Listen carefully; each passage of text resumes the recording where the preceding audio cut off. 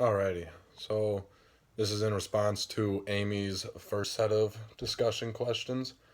And the first one is it possible to make sure everyone in the US has access to the internet?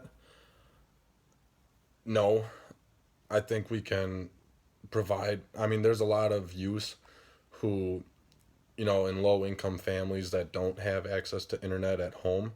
But I think with proper funding, at schools, they should definitely have access to internets. But when you look at, the amount of homeless people, just too many low income families where I don't think everyone, deserves to have access to internet if you can't afford it.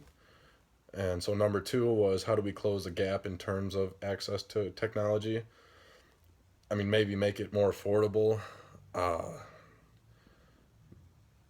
yeah, like I said in the first question, if, youth who come from a low income family, I think first and foremost there needs to be more funding where uh, students need to have access to technology at schools should be the first priority, and then go from there. So I think first and foremost you need to think of the youth when it comes to closing the gap in terms of access to technology.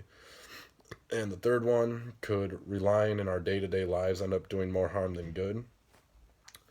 I think overall it could do more. I mean, it could do both good and harm, but I think more harm is being done, especially for the way that we use it. Um, I think now people are actually so caught up in their phones and with technology that, they want to know what's, everything the moment it happens. And, in this world, day and age, everything's just on the go. So I think it's overall doing more harm than it is good, which there is also a lot of good being done from technology.